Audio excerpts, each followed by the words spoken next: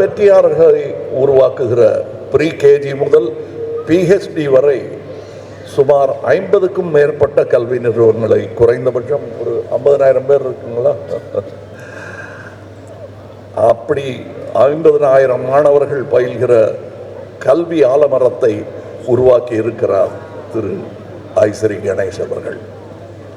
அவரை மற்றவங்களுக்கெல்லாம் நான் பாராட்டி சொல்லிட்டேன். அவரை என்னன்னு சொல்றது, தம்பின்னு சொல்றதா, அது அப்படி நண்பர்னு சொல்றதா, அப்படி அழைத்தா சரியா இருக்குமா? கல்வித்துறையில் யாரை கேட்டாலும் ஐஸ்வர்யா அவர் எனக்கு தெரியுமே அப்படிம்பாங்க. கலைத்துறையில் யாரை கேட்டாலும் ஐஸ்வர்யா நண்பர் என்பார்கள். அரசியலில் கேட்டால் கட்சி வித்தியாசம் இல்லாமல் ஐசரி என் நண்பர் என்பார்கள். தவிர நானே உக்காந்துருப்பேன். எங்கள் நட்பை பற்றி பெருசாக நான் பறைசாற்றிக்கிறது கிடையாது. ஏன்னா எங்கள் நட்பு என்பது இவரிலிருந்து ஆரம்பிக்கவில்லை, இவரிலிருந்து ஆரம்பித்தது. ஐயா அவர்களுடன் நான் படத்தில் நடித்திருக்கிறேன். சத்யா மூவிஸ் படத்தில் நான் கதாநாயகன் என்றாலும் அவருக்கு தயாரிப்பாளருடன் மிக நெருங்கிய தொடர்பு. நான் 2ஆம் பட்சம் தான் அதில். அப்போலேருந்து தெரியும் எனக்கு அவரை. அந்த எளிமை அவருக்கு ஊட்டி வளர்த்திருக்கிறார் என்பதற்கு உதாரணம் என் நண்பர் ஐசரி கணேஷ் அவர்கள். சரி, இந்த கமலஹாசனுக்கும் ஐசரி கணேஷ் அவர்களுக்கும் என்ன சம்பந்தம்? வேல்ஸ் இன்டர்நேஷ்னல் தயாரிப்பில் நான் நடித்ததில்லை. ராஜ்கமலும் அவரும் சேர்ந்து ஒரு படமும் பண்ணதில்லை. ஆனால் என்னையும் அவரையும் சேர்த்து பிணைக்கும் அந்த நட்பின் காரணம் என்ன? அந்த பிணைப்பின் பெயர் எம்ஜிஆர். எம்ஜிஆர் அவர்கள்தான் எங்களை நண்பர்களாக, சகோதரர்களாக மாற்றினார் என்றால் அது மிகையாகாது. இது நானும் இவர் மாதிரி தான். இங்கே எனக்கு என்னென்னமோ பட்டங்கள் சொல்லி இங்கே என்ன வரவேற்றார்கள். என்னுடைய உண்மையான அட்ரஸ் என்ன என்றால், நான் சினிமாவின் குழந்தை. எனக்கு சினிமா தவிர வேறு எதுவும் தெரியாது. அந்த வழியில் அது பண்ணிக்கிட்டே இருக்கும்போது கற்றுக்கிட்டது தான் எல்லாம். என் மொழியும் என் கல்வியும் இப்பொழுது நான் பெற்றிருக்கும் பட்டங்களும் எல்லாமே எனக்கு சினிமா கொடுத்தது தான். அப்படிப்பட்ட சினிமா ஏதோ தேஞ்சிக்கிட்டே இருக்கிற மாதிரி எனக்கு ஒரு பயம் ஒரு 20-25 வருஷத்துக்கு முன்னாடி வந்தது. ஏன்னா 17 ஃப்ளோர்களுடன் கூடிய ஆசியாவிலேயே மிகப்பெரிய ஸ்டூடியோ என்று இருந்தது பார்த்து நான் எதிர் ஸ்டூடியோவிலேருந்து பொறாமப்பட்டிருக்கேன். சரவணன் சார்கிட்ட போய் சொல்லியிருக்கேன், ஏன் சார் நம்ம இன்னும் ஒரு 15-20 சொன்னால் நம்மது 20 ஃப்ளோர் வச்சோம்னா ஆசியாவிலே பெரிய ஸ்டூடியோ நம்ம ஸ்டூடியோ ஆகிடுமே அப்படின்னு சின்ன பையனாக இருக்கும்போது சொல்லியிருக்கேன். சரி நீ பார்த்துப்பியா அந்த 10 ஃப்ளோருன்னு கேட்டார். இப்போ அந்த பொறுப்பு சுஷ்மிதா அவர்களுக்கு வந்திருக்கிறது. நீங்கள் பார்த்துக்க போகிறீங்க. நான் பயந்து ஐயையோ முடியாதுன்ட்டேன். நான் அப்போ சின்ன வயசு தான்னாலும் தைரியமாக முடியாதுன்ட்டேன். ஆனால் நீங்கள் இவ்வளோ பெரிய பொறுப்பை ஏற்றுக்கிட்டு இருக்கீங்க. உங்கள் அப்பா காதில் கிசுக்கிசுத்துக்கிட்டு இருந்தேன். இன்னும் அமெரிக்கன் ஸ்டூடியோஸ் எல்லாம் நீங்கள் போய் பார்க்கணும், அதையெல்லாம் இங்கே கொண்டு வரணும்.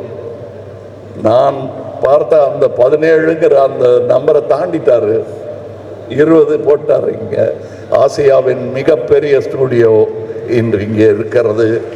அது இங்கே இருப்பது நியாயம்தான். காரணம், த பேன் இந்தியா மூவி என்பதை துவங்கியதே சென்னை தான். இங்கே எத்தனை படங்கள் எடுத்துக்கொண்டிருந்தார்கள் என்று. இதுதான் hub, pan India film making hub என்றால் அது சென்னை தான். மும்பையிலும் பெரிய ஒரு இண்டஸ்ட்ரி இயங்கிக் கொண்டிருக்கிறது என்றாலும் அவர்கள் அந்த மொழியில் மட்டுமே படம் எடுப்பார்கள், அவர்கள் மொழியிலேயே படம் எடுப்பார்கள். ஆனால் இங்கே ஏவிஎம் ஆகட்டும், மற்ற ஸ்டூடியோக்களாகட்டும், நிறுவனங்களாகட்டும், இயக்குநர்களாகட்டும், பல மொழிகளில் இங்கிருந்து படம் தயாரித்து அங்கு சென்று கொடி நாட்டி வந்தவர்கள். உலகத்தின் அதிகமான சினிமாக்களை தயாரிக்கும் இந்த நாட்டில் இப்படி ஒரு இடம் இருக்க வேண்டியது அவசியம் என்பதை ஒரு அரசு முடிவு செய்யாமல் தனி மனிதர் முடிவு செய்திருப்பது பாராட்டுக்குரியது. இதை நாங்கள் அல்லவா செய்திருக்க வேண்டும் என்று இங்கே இருக்கும் சினிமாக்காரர்கள் எல்லோர் மனதிலும் தோன்றியிருக்கும். அதற்கு நான் விதிவிலக்கு அல்ல. எத்தனை படம் பண்ணியிருக்கோம், எவ்வளோ சினிமாவை பற்றி பேசுகிறோம். இந்த மாதிரி ஒரு இடத்த கட்டணும்னு நான் பேசி தான் இருக்கேன், செய்யவே இல்லையே. செஞ்சுட்டாரு, சரி நான் செஞ்சான்னு அவர் செஞ்சான்னு இங்கே வந்து வேலை செஞ்சுட்டு போகிறேன். இல்லை இன்னும் 2 கொத்தி விளக்கு ஏற்றி வைக்க சொன்னால் வந்து ஏற்றி வச்சுட்டு போகிறேன். ஏன்னால் சினிமாவுக்காக ஏற்றி வைக்கும் விளக்கு அது. அதனால் தான் நான் இந்த ஃபங்க்ஷனுக்கு வந்தேன். ஐயா அமைச்சர் அவர்கள், என் மத்திய அமைச்சர் கூட நாட்டின் கடமைக்காக இங்கே வரவில்லை. அதிலும் பெருமை தமிழகத்தில் இருக்கிறது. 6 நிதி அமைச்சர்களை இந்தியாவிற்கு தந்த பெருமை தமிழகத்திற்கு உண்டு. ஆக நம்ம தமிழ்நாட்டை சும்மா ஈஸியாக இடம் போட்டுற முடியாது. அதற்கு இப்படி ஒரு இடம் வேண்டும். நாம் பெருமையாக மார்தட்டி சொல்லிக்கொள்ள ஒரு அட்ரஸ் வேண்டும். அந்த அட்ரஸ் இதுவாக இருப்பதில் எனக்கு பெருமை.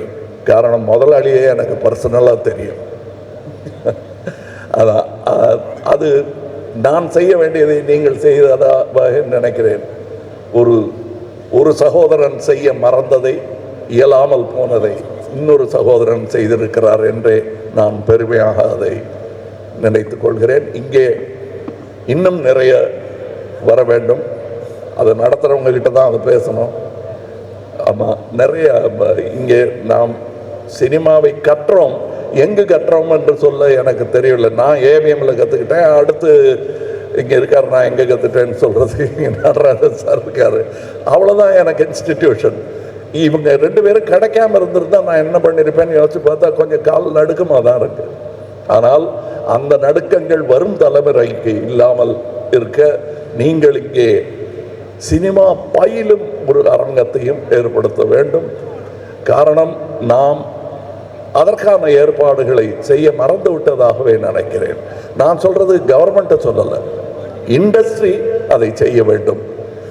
இதெல்லாம் எனக்கு இப்போதான் தெரிஞ்சதானா இல்லை, முன்னாடியே தெரியும். வசதி இல்லை, வசதி உள்ளவங்க அத்தனை பேர் தெரியாது எனக்கு. ரொம்ப பேர் இப்போ நிறைய பேர் தெரிய ஆரம்பிச்சிருக்கு. இவர்களெல்லாம் தமிழ் சினிமாவுக்காகவும் தமிழ்நாட்டிற்காகவும் நல்லது செய்ய வேண்டும் என்று நம்பிக்கொண்டிருப்பவர்களில் நானும் ஒருவன்.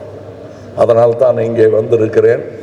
நானும் குளிர்கால செஷனில் விட்டுட்டு தான் இங்கே வந்திருக்கேன். நான் மறுபடி போகணும். இந்த ஸ்டுடியோவுக்கு மறுபடி வருவேன் வேலை நிமித்தமாக என்று நம்புகிறேன். இன்னும் சிறப்பாக இந்த மரங்கள் கன்றுகளாக இருக்கும். இந்த மரங்களெல்லாம் உயர்ந்த மரங்களாக வளர்ந்து பார்க்க வேண்டும் என்பது என் ஆசை.